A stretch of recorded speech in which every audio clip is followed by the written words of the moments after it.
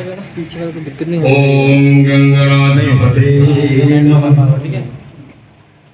वक्रतुंड महाकाय सूर्यकोटि समप्रभ निर्विघ्नं कुरु मे देव सर्वकार्येषु सर्वदा। गुरुर्ब्रह्मा गुरुर्विष्णु गुरुदेवो महेश्वरः गुरु साक्षात् परब्रह्म तस्मै श्री गुरवे नमः। अज्ञानतिमिरान्धस्य ज्ञानाञ्जनशलाकया चक्षुरुन्मीलितं येन तस्मै श्री गुरवे नमः। अखण्डमण्डलाकारव्याप्तेन चराचरं तत्पदं दर्शितेन तस्मै श्री गुरवे नमः। तद्द्रव्यं जगद्गुरु तुभ्यमेव शरणं।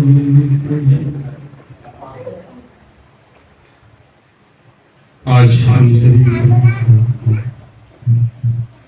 इस पावन स्थल पर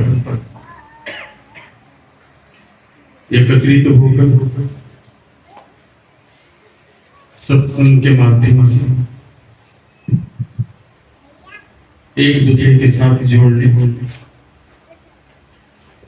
अपनी विचारधारा को सबके सामने रखने, मानसिक शांति और समाज को एक सूत्र में बांधने के लिए एकत्रित हुए। लेकिन उससे पहले हम सभी का मन जो बड़ा ही चंचल है उसको शांत करने के लिए, आध्यात्मिक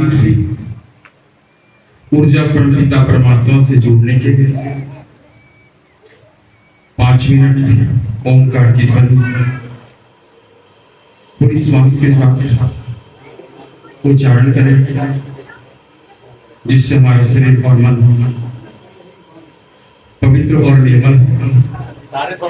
शरीर को लोग स्नान करके पवित्र कर लेते हैं, लेकिन आत्मा और मन पवित्र करना अति उत्तम है।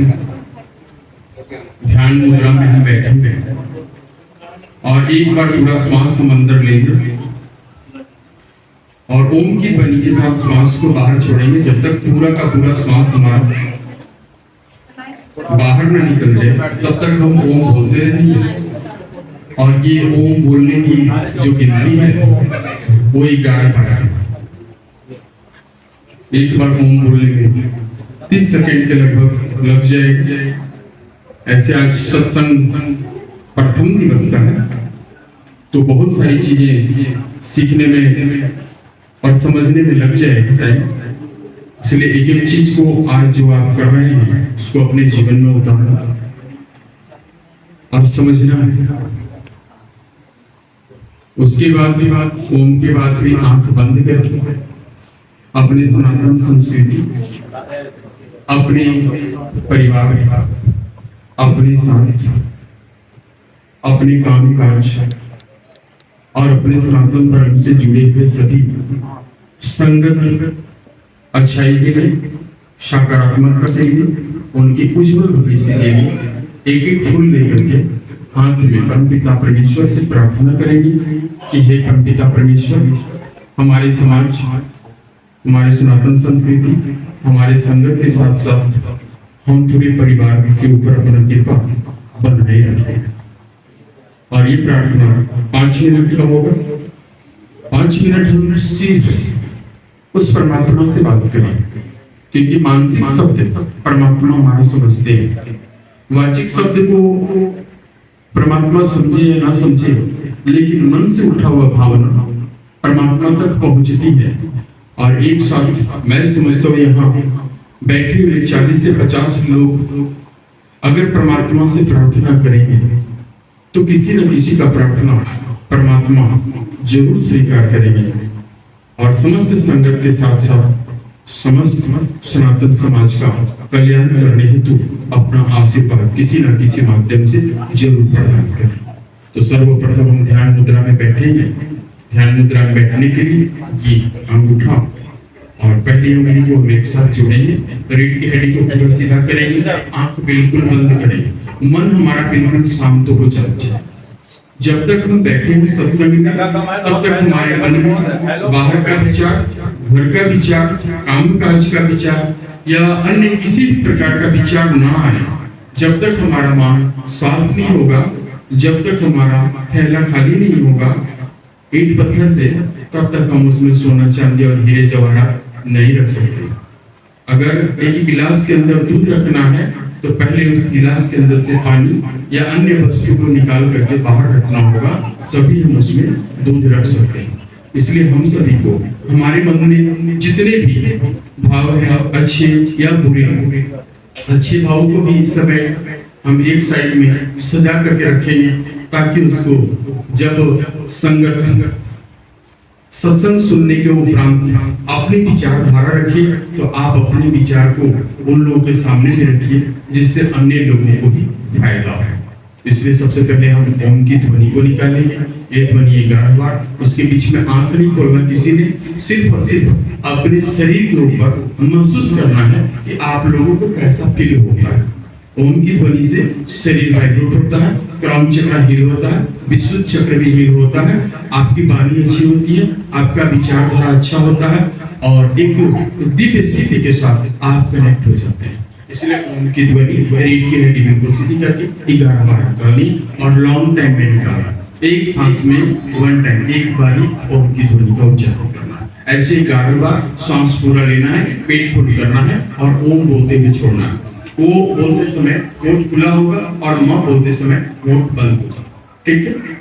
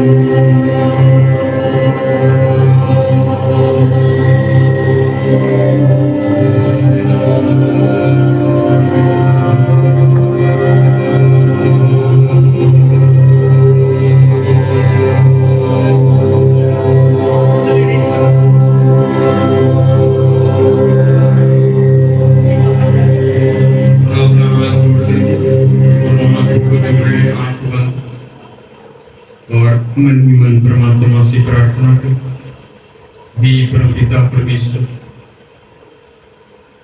हम सब एक साथ एकत्रित होकर के जिस धरा पर बैठे हुए उस धरा के साथ साथ जितनी संगत यहाँ बैठी है, सभी सनातन भाई और बहन, हमारे घर परिवार सबकी सुरक्षा कर लो। हम सब एकत्रित होकर के आपके श्री चरणों का ध्यान लगाकर प्रार्थना कर रहे हैं। हम सबकी प्रार्थना स्वीकार करना। इस धरा पर जितने भी अन्याय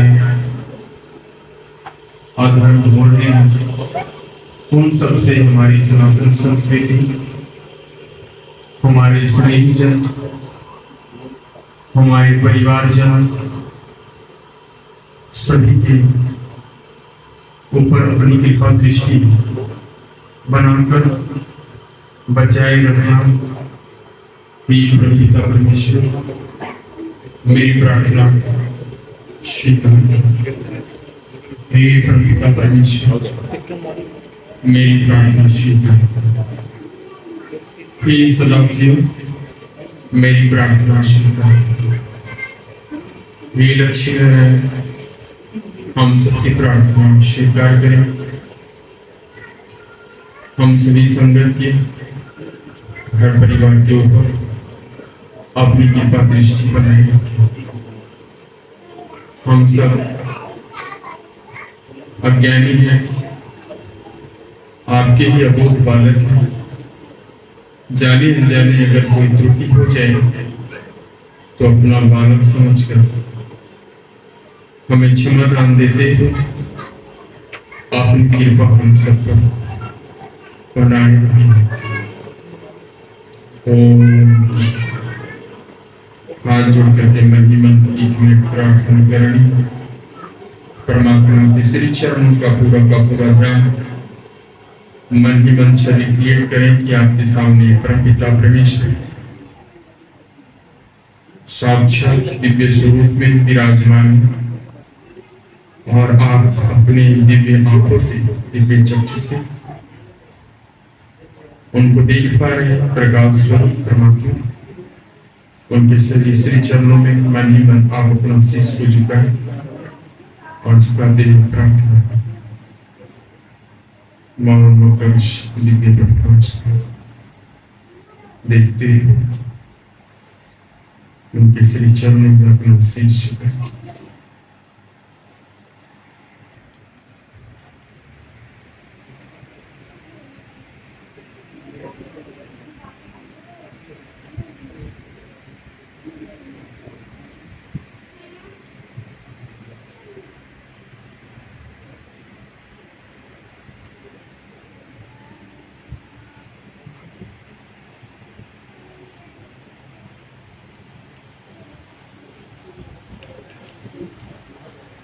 परमपिता परमेश्वर के श्री चरणों में यहाँ जहाँ जो चल रहा है, बारी बारी से एक एक आकर के समर्पित करें और माथा टेके।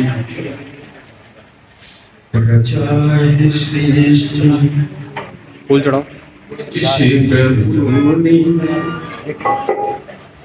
पीछे करना पड़ेगा। सभी श्रद्धा व भाव के अनंत प्रकाश पुंज इस धरा पर उपस्थित ईश्वरीय कृपा से प्रफुल्लित पंच तत्व से निर्मित प्रकृति के द्वारा सिंचित मानव स्वरूप समस्त मंदिर के हृदय कमल पर विराजमान श्रीमन नारायण को मेरा सबसे नमन। अब मैं थोड़ी सी बातें करूं कि आज श्री सत्यनारायण सेवा संस्थान के द्वारा सत्संग का प्रथम दिवस है। प्रथम दिवस में संस्थान का उद्देश्य और सत्संग का उद्देश्य भी समझना अति आवश्यक है। कृपया सभी बैठ जाएं। जो हमारे युवा वर्ग हैं, सदस्यगण हैं, सभी एक तरफ से बैठे और सत्संग के एक एक शब्द को सुनेंगे। सुनने के उपरांत अपनी बातें भी रखनी है। बाई द वे किसी की कुछ इच्छा हो, कोई समस्या हो, वो भी सबके सामने रखना है। मनुष्य दो तरह से जीता है। कुछ मनुष्य पूरी दुनिया को अपना परिवार मानते हैं, कुछ मनुष्य, और ज्यादातर मनुष्य अपने परिवार को पूरी दुनिया मानते हैं। इस भाषा को समझना जरूरी है, ध्यान रखिएगा। कुछ लोग हैं कि पूरी दुनिया को अपना परिवार मान लेते हैं, और कुछ लोग हैं कि सिर्फ अपने परिवार को पूरी दुनिया मान लेते हैं। और ज्यादातर लोगों की संख्या यही है जो सिर्फ अपने परिवार को पूरी दुनिया मान लिया है और सीमित रह गया है, और जिसने पूरी दुनिया को अपना परिवार मान लिया है वो असंत हो गया है। सत्संग का मतलब क्या होता है? सत्संग 3 सत्ता के ऊपर कार्य करता है। पहला है परमात्मा की सत्ता, जहां परमात्मा की सत्ता की चर्चा हो, परमात्मा की सत्ता के ऊपर बात करने वाले लोग जहां एकत्रित हो, जहां सच्ची बातें हो। सत्य का मतलब सच्ची या अच्छी, जहां सच्ची बात और बात करने वाले लोग वहां जो बैठे हैं वो सभी हो, सभी की संगत बन जाती है, तो उसे सत्संग कहते हैं। जहां पे घर की बातें हो, झूठी बातें हो, पैसे की बातें हो, उससे व्यवहार होता है। जहां परमात्मा की बातें हो, तो परमात्मा की बातें हम कैसे करेंगे? परमात्मा कोई वस्तु तो है नहीं, परमात्मा कोई व्यक्ति तो है नहीं, ये व्यक्ति है परमात्मा। परमात्मा एक प्यास है।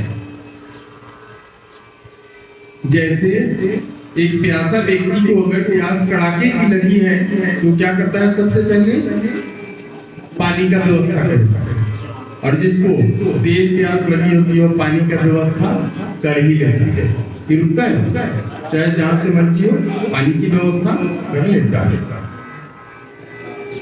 जिस व्यापारी को व्यापार करना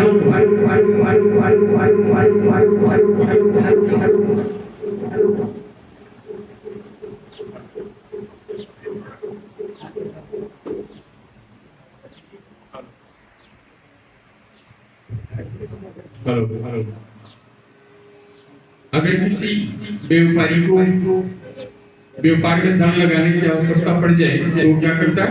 धन की व्यवस्था कहीं ना कहीं से कर ही लेता है, चाहे कर्जा लेना हो, चाहे बैंक से लेना हो, या घर की कोई वस्तु बेचनी हो, व्यापार तो चलाएगा, धन की व्यवस्था तो कर लेता है।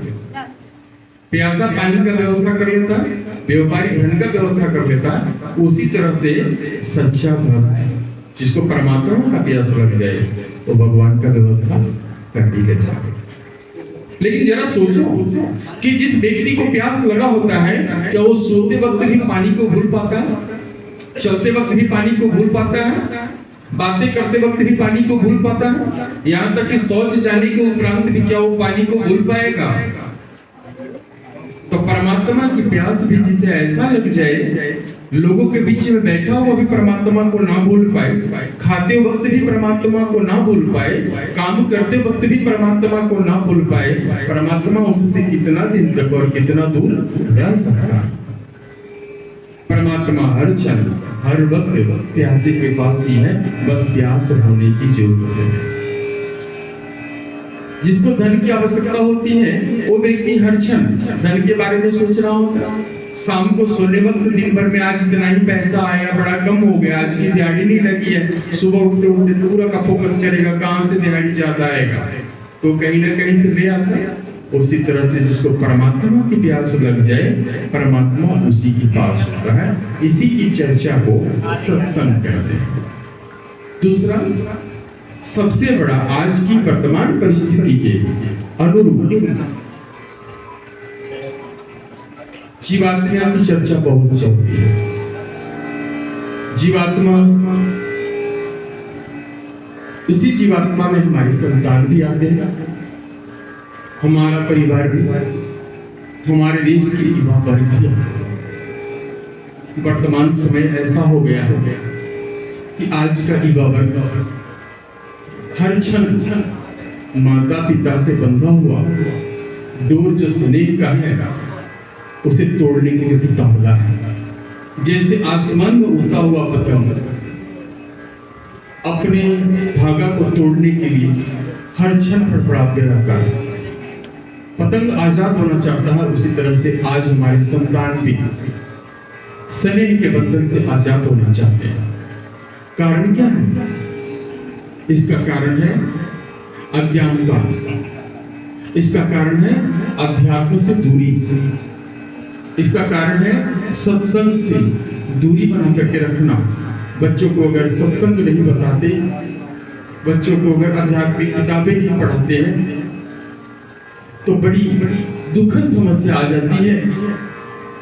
एक व्यक्ति कहीं नहीं टूटता, मेहनत करने में नहीं टूटता है, मजदूरी करने में नहीं टूटता है, मेहनत करके मजदूरी करके अपने संतान को पालने के लिए, पोषने के लिए, चाहे धन का इकट्ठा जहां से भी करना हो कर लेता है, तो व्यवस्था कर लेता है। मालक की गाड़ियों से नहीं टूटता, धूप से नहीं टूटता है, वो टूटा हुआ जूता पहन करके काम करने से नहीं टूटता है, वो फटा हुआ वस्त्र पहन करके चलने से नहीं टूटता है। लेकिन टूटता कहाँ है? जब संतान अपने अहंकार में आ जाए, जब संतान अपने जिद में आ जाए तो पिता टूट जाता है, जो सारी दुनिया को तोड़ने से भी नहीं टूटता। एक माँ अपने बच्चे को 9 महीने तक कोख में रख करके पालने से नहीं टूटती है, वो नहीं फटती है। ऑपरेशन करा के पेट फाड़ के बच्चा निकाला जाए, वो माँ नहीं फटती है। लेकिन वो माँ अपने बच्चों को बोली जिसको कहते हैं, गलत वाणी जिसको कहते हैं, अहंकार स्वरूप जो वचन बोला जाता है, उससे वो माँ 1 मिनट में फट जाती है। और इसको दूर हम तभी कर सकते हैं जब हम सब एकत्रित होकर के सत्संग करें और उस सत्संग में अपने बच्चों को भी लाएं। एक पत्नी घर में मेहनत करने से नहीं टूटती है, एक पत्नी घर में बर्तन धोने से नहीं टूटती है, बीमार होकर भी बच्चों के लिए खाना बनाने से नहीं टूटती है। लेकिन वो उस समय टूट जाती है जब शाम को उसका पति दारू पी करके घर आता है। इन चीजों को भी नियंत्रण में करने के लिए समाज को एकत्रित होना बहुत जरूरी है। ये जीवात्मा की चर्चा है, परमात्मा की चर्चा करनी है, जीवात्मा की चर्चा करनी है, उसके बाद प्रकृति की चर्चा आती है। हम सब प्रकृति के साथ प्रतिदिन मजाक कर रहे हैं, कोई पौधा लगाते नहीं है, हम सब उसे काट रहे हैं, हम सब प्रकृति के साथ खेल रहे हैं, जिसका परिणाम स्वरूप हम सबको तो कम लेकिन हमारे संतानों को बहुत ज्यादा भुगतना पड़ेगा। आज वर्तमान समय में देखा जाए तो जिस पंजाब के अंदर पहले 40 फुट में पानी निकल जाया करता था, 50 फुट में पानी निकल जाया करता था, आज वो पानी 250 से 300 फुट नीचे चला गया। लेकिन बर्तन एक धोना होता है तो पानी हम कितना गिराते हैं? किचन में पूरा का पूरा पानी खोल के छोड़ देते हैं, तब तक पानी बहते रहता है जब तक हम सारा का सारा बर्तन नहीं धो लेते। बहुत सारी चीजें हैं प्रकृति में, हम गौ सेवा को बहुत दूर कर चुके हैं।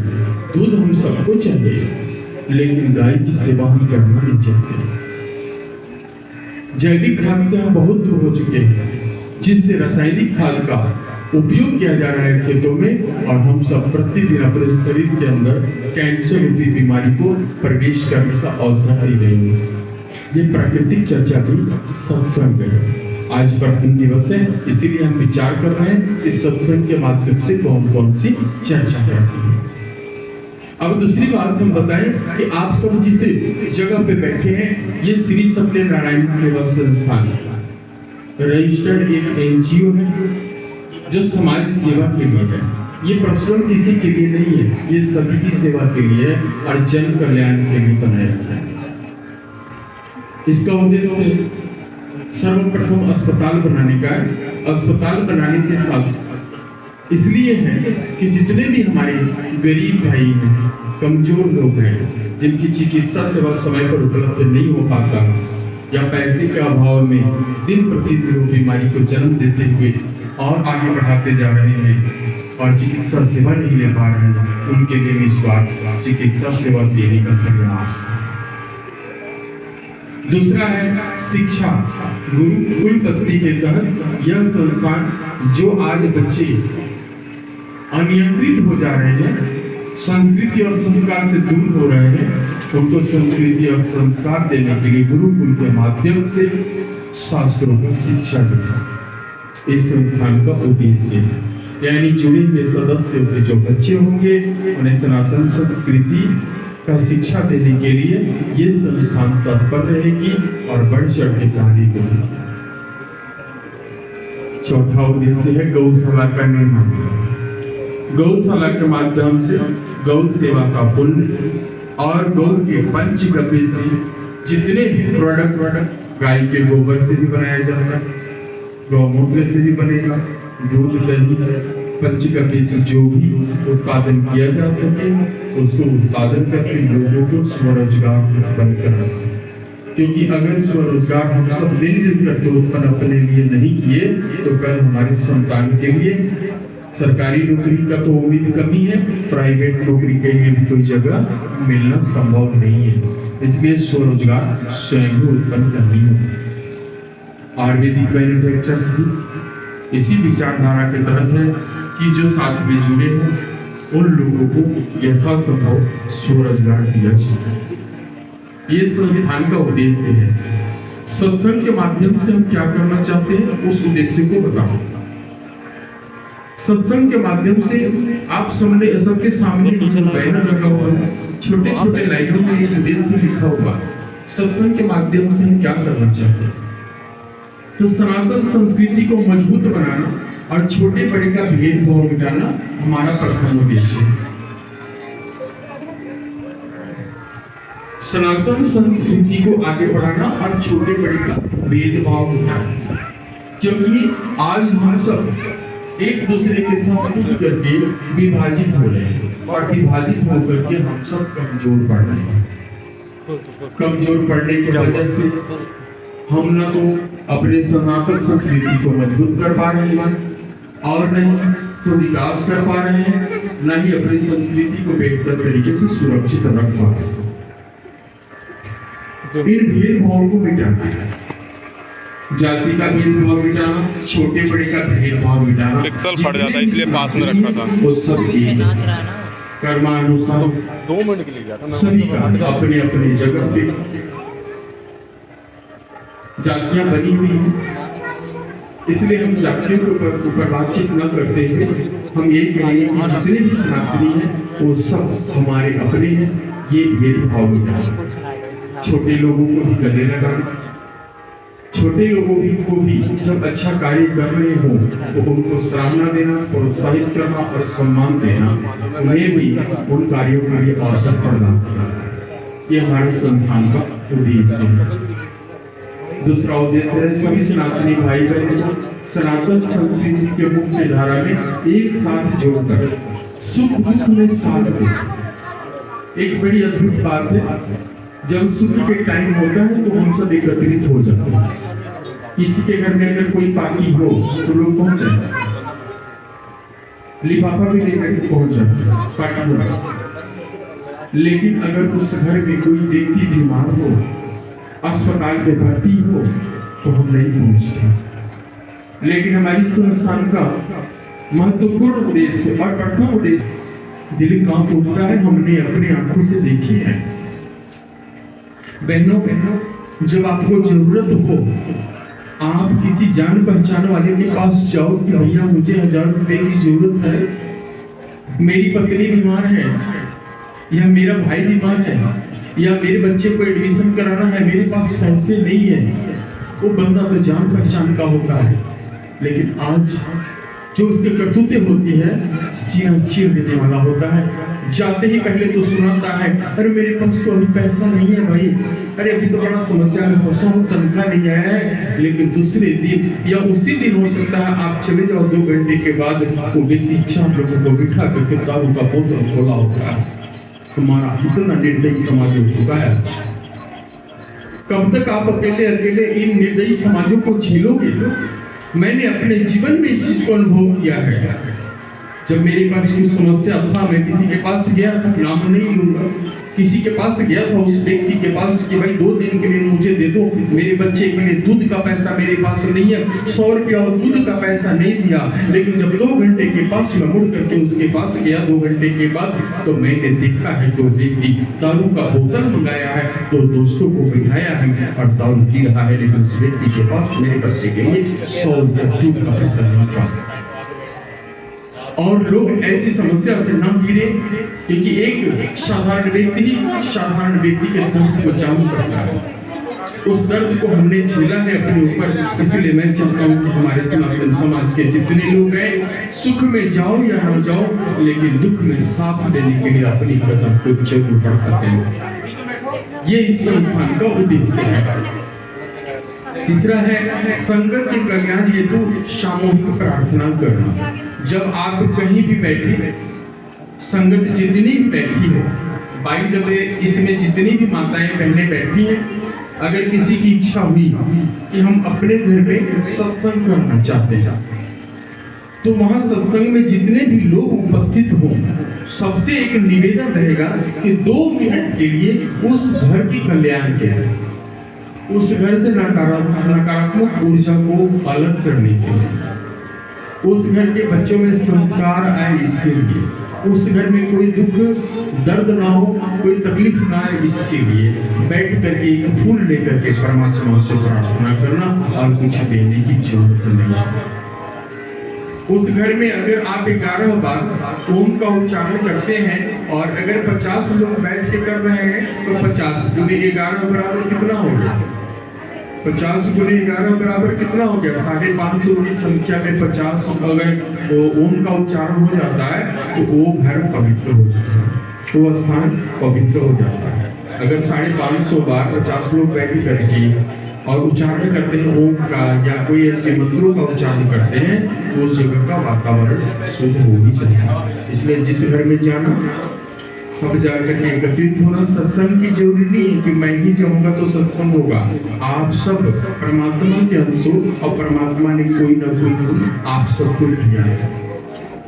हाँ, इसमें से अभी जब तक हमारे सत्संग करने के योग्य और लोग तैयार नहीं होते, मार्गदर्शन के लिए हम चलेंगे, अग्रणी रहेंगे, लेकिन आप सबको बोलने का अवसर देना है। और सभी माता बहन भाई जितने भी हैं, उन सबको हमें उस योग्य बनाना है कि सनातन भाइयों को, सनातन संस्कृति को मजबूत करते हुए एक साथ लेने के चलने योग्य हो जाए। तो जिस घर में आप जाएंगे, तो वहां जाकर के परमात्मा से एक साथ उसके कल्याण के लिए सामूहिक प्रार्थना करनी है। उसके बाद है साधारण व्यक्ति को भी अच्छे कर्म के लिए उचित सम्मान देना। एक साधारण व्यक्ति है, इस क्षेत्र में कोई ना कोई साधारण व्यक्ति हो सकता है जो काम अच्छा करता है, जन कल्याण के लिए काम करता है, लोगों के दुख दर्द में दौड़ते रहता है। ऐसा होता है, साधारण व्यक्ति होता है, उसके पास ज्यादा कोई धन दौलत नहीं है, कोई कार नहीं है, गाड़ी नहीं है, कोई बड़ा मकान नहीं है दिखाने के लिए, लेकिन दिल से वो बड़ा और गरीबों के दुख सुख में वो भागते रहता है। तो वैसे व्यक्ति का चयन करना, उसको प्रेम देना, उसका साथ देना और उसका सम्मान करना संस्थान का प्रथम कर्तव्य होगा। अगर हमने ये देखा कि भाई इसके पास कार है, उसको गले में माला हमने पहना था, हमने देखा इसके पास बड़ा मकान है, हम उसको बुला करके गले में माला पहना दिए, फिर तो उसका कार और मकान का हमने सम्मान किया है ना, कर्म का तो नहीं किया। और कर्म करने वाला व्यक्ति नीचे बैठा हुआ है, तो उसको दुख होगा कि हम इतना अच्छा कार्य करते हैं, मुझे कोई प्रेम नहीं मिलता, मुझे कोई सम्मान नहीं मिलता, तो क्या फायदा ऐसा कार्य करने का। इसलिए संस्थान का पहला उद्देश्य होगा कि कर्मानुसार सम्मान, कर्मानुसार सहयोग देना। ये हमारा मतलब प्राथमिकी है इसमें कि जो भी स्त्री हो, माता बहन भाई को भी अगर कर्मा उसका अच्छा है तो सम्मान देना हमारा प्राथमिकी है। ऐसे लोगों को सम्मान दे करके समाज में अच्छे कार्य के लिए प्रेरित करना, फिर हर एक गरीब से गरीब व्यक्ति, साधारण से साधारण व्यक्ति भी अच्छे कार्य को महत्व देगा और करना उचित चाहिए। ठीक है, तो ऐसे लोगों को साथ लेकर के चलना है। अगला है सभी को अपने मन की बात सामूहिक मंच पर रखना है। जैसे यहाँ हम लोग बैठे हैं, बाई द वे हम जो विचारधारा रख रहे हैं उसमें अगर आप भी कुछ रखना चाहते हैं तो उससे क्या होगा कि एक तो आपको बोलने का शैली मिल जाएगा, थोड़ा सा भय होगा। अब 2-4-10 लोगों में आप बोलेंगे तो बोलते बोलते बोलते आपकी एक प्रैक्टिस हो जाएगी, तो आगे आप सत्संग को भी कहीं संचालित कर सकती हैं, बोल सकती हैं। दूसरी आपकी मन की बात है कि हम गुरु जी ऐसा चाहते हैं, या अपने घर में हम सत्संग करना चाहते हैं, या कोई ऐसा हो सकता है कि मेरे बच्चों के लिए कोई मार्गदर्शन दीजिए। चलिए, वो तो आध्यात्मिक शक्तियाँ होती हैं, हम लोग भी जानते हैं किस हिसाब से आगे जवाब देना है, या जो कुछ देखने वाली चीजें होती है दिखाई दे जाता है, लेकिन फिर बात ये आ जाता है तो उसको लोग पाखंड के तहत ज्यादा देखते हैं। इसलिए संस्थान में किसी भी तरह की पाखंड को बढ़ावा नहीं देना, लेकिन समस्या का समाधान देना, समस्या का समाधान देना, पाखंड नहीं देना। तो पाखंड को हम बढ़ावा नहीं देते हुए समस्या का समाधान देंगे। इसलिए सामूहिक मंच पर आप बोल सकते हैं, आप प्रश्न रख सकते हैं, आप सुझाव दे सकते हैं, क्योंकि यहाँ समभाव में हम लोगों को चलना है। ये नहीं कि हम यहाँ मंच पे बैठे हुए तो हम गुरु जी हैं, गुरु जी बोल दिए, सब सुने और चले गए अपने अपने घर को। उनके मन में कोई प्रश्न भी हो या कुछ बोलने की इच्छा भी हो तो वो नहीं बोल पाए।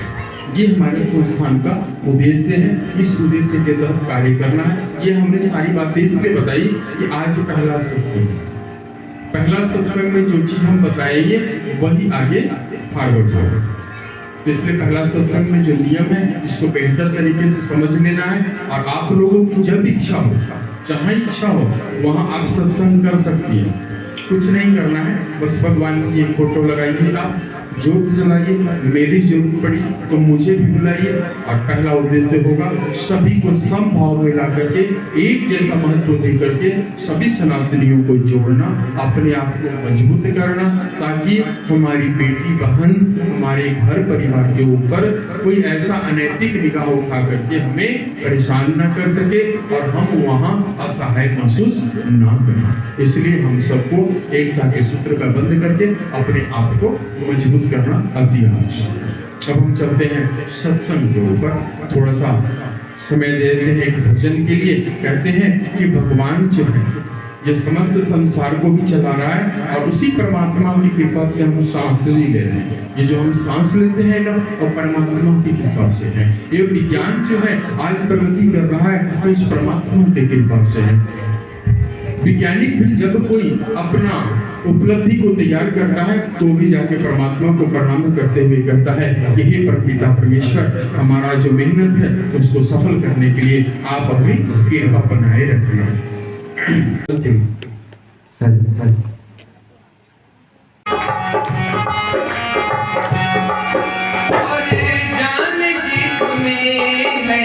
श्री राम के बदौलत जिसमें है श्री राम की बदौलत।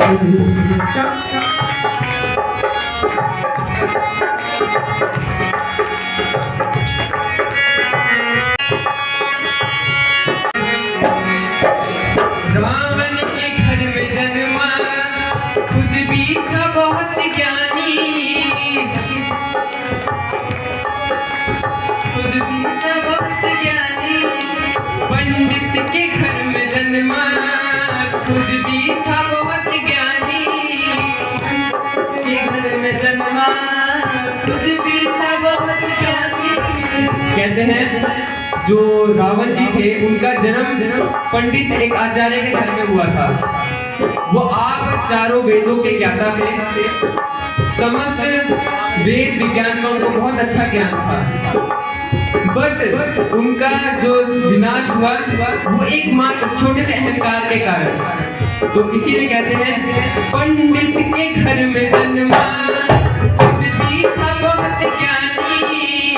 पंडित के घर में जन्मा, खुद भी था बहुत ज्ञानी। रावण का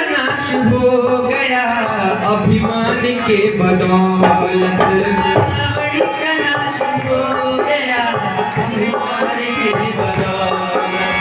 हम सांस ले रहे हैं इस जान के बदौलत, सांस ले रहे हैं इस जान के बदौलत। भगवान श्री राम की।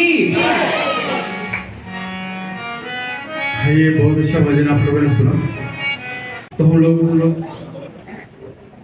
चर्चा कर रहे थे सत्संग के माध्यम से अपने सनातन संस्कृति को जोड़ने, मजबूत करने के लिए किस किस तरह का कार्य करना। लेकिन ध्यान रखिए, हम हर एक चीज में शब्दों से समझौता कर लेते हैं, पैसे के मामले में नहीं करते, है ना। अगर किसी से लेने देने की बात हो, धन दौलत की बात हो, तो शब्दों से समझौता नहीं करते। लेकिन जब कर्मों की बात हो और धर्म की बात हो तो हम क्या करते हैं? शब्दों से समझौता। धन के मामले में कभी भी हम शब्दों से समझौता करते हैं क्या? लेकिन कर्मों के मामलों में हम शब्दों से समझौता करते हैं। एक बड़ी अच्छी टॉपिक है, इसको बढ़िया से समझिएगा। एक बार एक बादशाह के दरबार में कवि पहुंच गया। कवि जब पहुंचा तो बादशाह ने कहा कि तुम कितनी अच्छी कविता सुना सकता है कि मैं खुश हो जाऊं। कवि ने कहा, बादशाह क्या बात करते हैं, आप मेरी कविता सुनकर के इतना खुश हो जाएंगे कि आप मुझे अथाह धन देंगे जितना आपने आज तक किसी को नहीं दिया। बादशाह ने बोला, देखिए तो कितना धन हमसे ले सकता है। बड़ी अच्छी अच्छी कविता सुनाया कवि ने। वाकई में बादशाह खुश हो गया, तालियां भी खूब बजाया और हंसा भी। कविता सुनाते सुनाते कवि को शाम हो गया। बादशाह ने कहा, बात तो सही है, तूने कविता बड़ी अच्छी सुनाया भाई, और इस कविता पर खुश होकर के 10 सोने की मोहरे में तुम्हें दान करने का वचन देता हूं। 10 सोने की मोहरे दान करने का मैं वचन देता हूं तुम्हारी कविता पर खुश होके, लेकिन कल सुबह ले जाना। कभी अपने घर पहुंचा, रात भर उसको नींद नहीं आई बेचारा। सोचने लगे कल 10 सोने की मोहरे मिलेंगे, सोने के मोहरों से हमें क्या क्या लेना है। सोचने लगे गाड़ी लेंगे, फिर सोचा एक बहुत अच्छा मकान बना लेंगे, फिर सोचा एक फार्म हाउस खरीद लेंगे, फिर सोचा कुछ बैंक फाइनेंस रख लेंगे, फिर सोचा अभी शादी नहीं की है, शादी भी बड़ा धूमधाम से करेंगे। और रात भर बेचारी को नींद नहीं आई। सुबह 5 बजे उठा, नहाया धोया और फटाफट बादशाह के दरबार पर पहुंच गया। सामने दरवाजे पे जाकर के जब दरवाजा खटखटाया तो दरबान उठा। जो दरबान होता है बादशाह के दरवाजे पे सुरक्षा करने वाला, वो उठा, उठ करके बाहर देखा, कभी खड़ा था। बोला, हाँ भाई क्या हुआ? कवि ने बोला, कल बादशाह ने बोला था 10 सोने की मोहरे दूंगा। वो हमारी कविता को सुनकर के बड़ा खुश हो गया। दरबार बोला, अच्छा ठीक है, थोड़ी देर इंतजार करो, क्योंकि बादशाह 9 बजे से पहले उठते नहीं, सो करते। अब बेचारा कभी क्या करे, बाहर चक्कर काट रहा था, कभी इस गली में, कभी उस गली, कभी दरवाजे की इधर जाए, कभी दरवाजे के उधर जाए, इंतजार कर रहा था। बादशाह जल्दी से उठे। 9 बजे बादशाह उठ गए, आंख मुंह धो करके फ्रेश हुए, दरबार के पास गया और कभी बोल रहा है कि आपने उसको कल 10 सोने की मोहरे देने का वचन दिए हुए।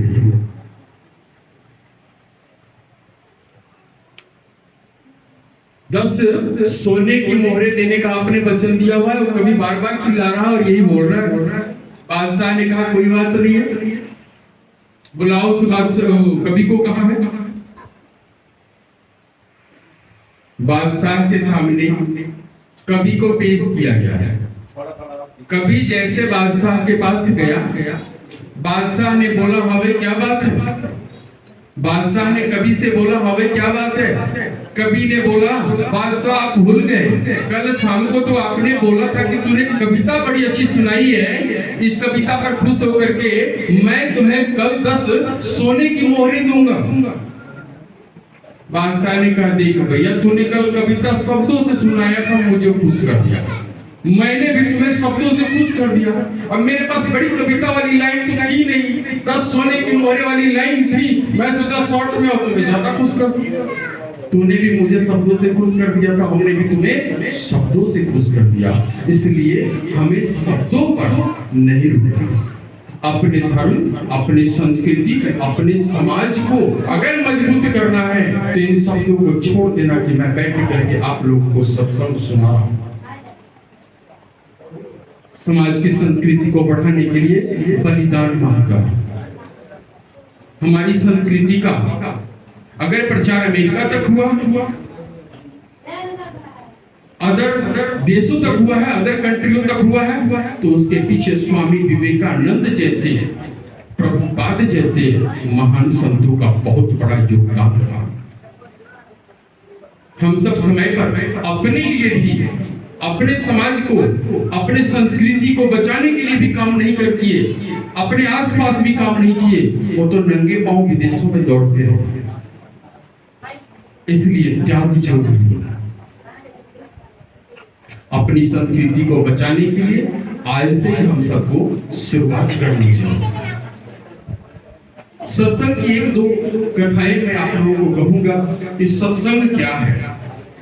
एक बार नारद जी विष्णु भगवान से सत्संग की महिमा पूछने गए कि प्रभु बताइए सत्संग की महिमा क्या है। और सत्संग की महिमा अगर आप कुछ भी लेते हैं, जब तक उसे जीवन में नहीं उतारते तब तक सफल नहीं होगा। लेकिन सत्संग बनाता क्या है? सत्संग की महिमा पूछने नारद जी जब विष्णु भगवान से गए तो विष्णु भगवान ने कहा कि नारद जी ऐसा करो, जो सामने पेड़ है ना, उस पेड़ के पास जाओ और एक रंगीन जीव मिलेगा, रंगीन जीव, वो आपको सत्संग की महिमा बताएगा। जैसे वहां पहुंचे नारद जी तो उसके ऊपर एक गिरगिट था। गिरगिट सभी जानते होंगे, रंग बदलता है, लेकिन आजकल मनुष्य भी ज्यादा रंग बदलने लग गए, सिर्फ उसी की बात नहीं है, गिरगिट की भी नहीं। सत्संग की महिमा आपको बता देगा। नारद जी वहां पहुंचे और जाकर के गिरगिट से पूछे कि भैया ये बताओ सत्संग का महिमा क्या है। इतना ही कहते गिरगिट गिरा और मर गया। वो कुछ बताया नहीं, उस पेड़ से गिरा और मर गया। नारद जी वहां से वापस दौड़ते हुए विष्णु भगवान के पास पहुंचे। भगवान आपने ये कौन सी बात बता दी, क्या करने के लिए मुझे कह दिया? मैं तो जाकर उस गिरगिट से पूछा कि सत्संग की महिमा बताओ, इतना पूछते ही वो गिरा पेड़ से और नीचे मर गया। अब कहां से मिलेगा मुझे सत्संग की महिमा? तो भगवान विष्णु ने कहा अच्छा ऐसा है, उसी पेड़ पर कुछ महीनों के बाद चल जाना, एक तोता मिलेगा, एक तोता मिलेगा, वो तुम्हें सत्संग की महिमा बताता था। नारद जी कुछ महीनों के बाद जब गए उस पेड़ के ऊपर तो एक तोता मिला। उन्होंने उस तोते से पूछा कि ये तोता ये बता सत्संग की महिमा क्या है। जैसे उन्होंने पूछा वो तोता भी गिरा पेड़ से और मर गया। बड़ा गड़बड़ हो गया। नारद जी सोचने लगे चक्कर क्या है, विष्णु भगवान मुझे कौन से अंधेरे में रखे हैं? मैं जिससे पूछ रहा हूँ तो गिर के मर जा रहा है, मेरे प्रश्न का तो उत्तर मिल नहीं रहा। फिर विष्णु भगवान के पास जब तीसरी बार गए, भगवान आप बता दीजिए आप ही, क्योंकि अब मैं किसी और से पूछने नहीं जा रहा, मेरी हिम्मत नहीं पड़ रही है, क्योंकि मैं जिससे पूछता हूँ तो गिर के मर जाता है, इसलिए आप ही बता दीजिए। तो विष्णु भगवान कहे नहीं, एक बार और आपको जाना पड़ेगा। बोले कहाँ? बोले एक राजा है, उनके घर में नवजात शिशु अभी अभी पैदा ही हुआ है, लेकिन बड़ी दिनों के बाद हुआ है। समस्या तो यह है कि बड़ी दिनों के बाद हुआ, उनके घर में कोई संतान उत्पन्न नहीं हो रहा था, और ये प्रथम शिशु उसका उनका पुत्र है, प्रथम पुत्र, और बड़ी यज्ञ तप प्रार्थना माथा टेके हैं बहुत, तब जाकर के पैदा हुआ। नारद जी सोचे लो, पहले तो 2 मर गए थे, इतनी प्रार्थना करने के बाद, इतनी यज्ञ करने के बाद, इतनी तप करने के बाद अगर किसी राजा के यहाँ संतान पैदा हुआ है और मैंने जाके पूछा और कहीं वो मर गया तो राजा तो छोड़ेगा नहीं। भगवान विष्णु ने बोला कोई बात नहीं, करने की बात नहीं, अब मैदान मैं देता हूँ, आपका कुछ नहीं होगा, आप जाकर के एक बार पूछ लो। डरते डरते नारद जी पहुंचते हैं राजा के यहाँ। इनका आदर सत्कार होता है। जब आदर सत्कार हुआ तो नारद जी के मन में तो चल रहा था कि मैं कब पूछूं छोटे से बालक से इस सत्संग की महिमा बता दूं, लेकिन फिर भी सोच रहे थे कहीं मरना ना। बड़ी मिन्नतें करने के बाद नारद जी के सामने वो बच्चा को लाया गया, और जब बच्चा आया तो नारद जी ने पूछा, हे बालक सत्संग की महिमा बताओ। वो बालक भागा मार के हंस गया, ठठा करके हंस गया, और हंसने के उपरांत बोलता है कि आपने एक बार पूछा था कि सत्संग का महिमा बताओ तो मैं गिरगिट था और मर गया, और उसके बाद जो मुझे मिला तोते का जन्म। आपने दूसरी बार मुझसे पूछा कि सत्संग का महिमा बताओ, मैं तोता था और मर गया। आप तीसरी बार जो सत्संग का महिमा पूछने आए हैं, वही पूछने का 2 बार जो आपका प्रताप था कि आज मुझे राजा के घर में जन्म हुआ है, और इतने यज्ञ और तप करने के बाद इतना सुखमय और आनंद जीवन प्राप्त हुआ है। इसे कहते हैं सत्संग की महिमा। लेकिन फिर मैंने बोला है शब्दों से काम नहीं चलेगा। सत्संग हमने सुन लिया, शिकारी आएगा, जाल बिछाएगा, दाना डालेगा, लोग से उसमें फंसना नहीं। हालांकि सत्संग का मंच है, इसलिए मैं खुल करके उतना नहीं बोल सकता, लेकिन फिर भी मैं डरता नहीं। अपने सनातन संस्कृति के लिए मेरे अंदर भय नहीं है, इसलिए मैं बोल रहा हूँ। एक बार खुल करके बोलूंगा कि आज जो दिल्ली में घटना घटी है साक्षीवाला, उससे पहले भी जेब महल बेटी हमारी काटी गई है 35 टुकड़ों में। आज हमारी माताएं बहनें अगर एक नहीं हुई तो सुरक्षा करने वाला इस तरह पर कोई नहीं है। चोरी है। जब सभी आपस में बैठ करके सप्ताह में मीटिंग कर सकते हैं, आप और हम क्यों नहीं कर सकते? जरूरी नहीं है कि 7 दिन का कहीं कथा होगा तो ये एकत्रित होंगे। जगह है, जहां भी जगह एकत्रित हो, तिथि निर्धारित कीजिए, मैं आऊंगा। तिथि निर्धारित कीजिए, मैं आऊंगा। मुझे बुलाइए, सत्संग करना। हमें सनातन संस्कृति को जोड़ो, हमें छोटे और बड़े का भेदभाव मिटाना, हमें हर उस व्यक्ति को सम्मान और प्रेम देना है जो समाज के लिए अच्छा कार्य करता हो, चाहे वो गरीब से गरीब क्यों हो। हमें आने वाले समय में कॉलेज के जितने युवा हैं उनको साथ जोड़ना, क्योंकि वो युवा, उनके अंदर जो उत्तेजना है, जो नया तेज है, अपने गार्जियन से लेकर के और सनातन संस्कृति के जो संस्कार है उस बंधन को तोड़ने के लिए फड़फड़ा रही है। अगर आज वो तोड़ करके आगे निकल गए तो जीवन में उनको कभी भी आप अपने साथ नहीं ला पाओगे। इसलिए ये कार्य आज ही करना होगा। आज षड्यंत्र के तहत हमारा समाज दारू में, नशा में, व्यसन में जितना अपना जीवन को तबाह करते जा रहा है, कारण क्या है? क्योंकि हम सप्ताह में बैठ करके एक दूसरे के साथ विचार विमर्श नहीं करते।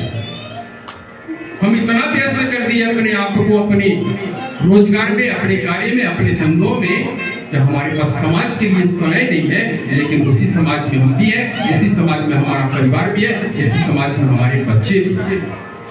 आज हमारा समाज सर्वप्रथम महत्व जो देने लग गया वो अपने परिवार को, उसका परिवार ही दुनिया है। लेकिन जिस दिन पूरा दुनिया आपका परिवार बन जाएगा, उस दिन आप सबके लिए कार्य करना शुरू।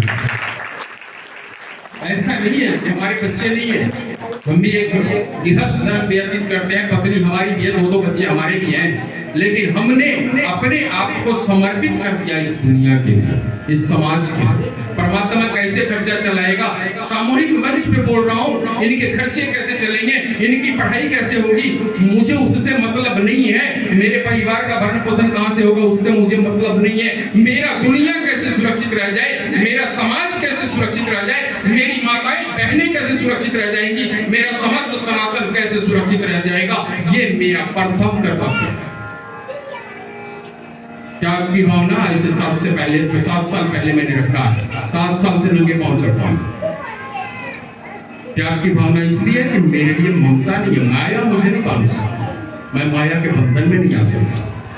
हमने संतों से सीखा, हमने रामायण से सीखा, हमने श्रीमद् भागवत गीता से सीखा। अगर हमने उससे पढ़ा है, उससे सीखा है, उससे धरा पे लाना जरूर है। हमारे प्रभु श्री राम 14 वर्ष नंगे पांव चले, निषाद राज को भी गले लगाया, केवट को भी गले लगाया, राज्य से निकला हुआ विभीषण को भी उन्होंने अपना मित्र बनाया और सबसे निर्बल बाली से मार खा करके और पर्वत पर निवास कर रहा सुग्रीव को भी उन्होंने अपना मित्र बनाया। हम आज मित्र बनाते किसको मित्र बनाते हैं? हम लोगों को ये सोचना होगा, कर्म को मित्र बनाइए। कर्म को, अगर कर्म करने वाला व्यक्ति बड़ा भी है तो उससे मित्रता करने में मुझे कोई संकोच नहीं है, लेकिन कर्म होने चाहिए सनातन समाज, सनातन संस्कृति को एक करने। हम सत्संग कर रहे हैं, फिर भी कथा नहीं कर रहे। सत्संग के माध्यम से हम एक दूसरे को जोड़ने का कार्य कर रहे हैं, समस्त समाज को एक साथ लेके चल रहे हैं। हो सकता है किसी के अंदर थोड़ी बहुत कोई कमी बेसी हो सकती है, क्योंकि इस धरा पे मनुष्य सब एक ही जैसे बनाए गए हैं, लेकिन विचारधारा उनके संस्कार के तहत उत्पन्न है। संस्कार कैसा मिला है, संगत कैसा मिला है, लोग उनके साथ कैसे। हाँ, आप अपने संगत में अगर उनको लाते हैं तो आप उनको अपने संस्कार में ढाल सकते हैं। अब हम जोड़ी से निवेदन करेंगे कि एक भजन सुनाएं, क्योंकि समय बड़ी कम रखा गया है। सत्संग का समय 2.5 घंटे का होता है, हालांकि समय शुरू था 10 बजे से, लेकिन बड़ी करते करते 12 बज गया। और आज हमारे बीच में हमारे परम मित्र और परम भाई सभी बैठे हुए, हमारे संदीप मित्तल जी भी आए हुए, हमारे ठाकुर जी भी आ गए हैं। बाकी भाइयों को नाम मुझे पता नहीं है, इसलिए मैं निवेदन करूंगा कि नाम उच्चारण नहीं कर सकता, लेकिन आप सब आए, बड़ी खुशी की बात है। और हमारे संदीप भाई का सबसे पहला योगदान मैं समझता हूँ कि इस पूरे गैसपुरा क्षेत्र में जो ये योगदान रहा इस लेटर के लिए बड़ी अद्भुत रहा कि मुझसे बात भी नहीं हुई थी। सही बात बताऊं, मैंने फोन भी नहीं किया था, मुझसे बात भी नहीं थी, लेकिन इनका एक योगदान रहा। और आप सब का भी बढ़ चढ़ के योगदान होना चाहिए आगे, ये आप सब के लिए। नीचे हम अस्पताल बना रहे हैं, ऊपर हमें मंदिर का निर्माण करना है, पीछे वाली जो जगह है इसमें हमें 2 साल लगना है। और ऊपर जो मंदिर बनाएंगे उसी मंदिर में हम गुरुकुल भी चलाएंगे। जो हम कहेंगे वो हम करेंगे, जितना सामर्थ्यता हमें करने की उतना जरूर है। नीचे अस्पताल बनाएंगे, अल्ट्रासाउंड की मशीन लगाएंगे, इसमें एक्सरे की मशीन लगाएंगे, फिजियोथेरेपी की मशीन लगाएंगे, ऊपर मंदिर का निर्माण करके उनकी स्थापना हमें करनी है। सावन में यथासंभव आप सबसे सहयोग चाहिए, और संस्थान किसी एक व्यक्ति का नहीं है, आप सबका। हम तो सिर्फ एक निमित्त मात्र हैं।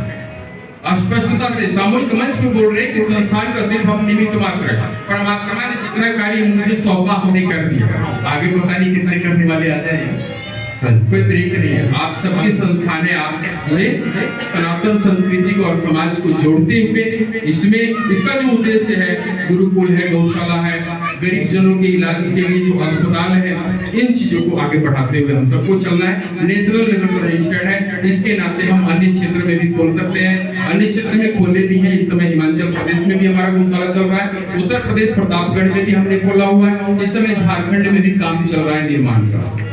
यानी एक लुधियाना हो गया, हिमाचल प्रदेश, उत्तर प्रदेश और झारखंड, अभी 4 जगह काम चल रहा है हमारा। बाकी आगे परमात्मा की कृपा है, जहाँ जहाँ लोग जुड़ेंगे, जहाँ समर्थन मिलेगा, वहाँ हम इन चीजों को आगे लागू करेंगे और बढ़ाएंगे।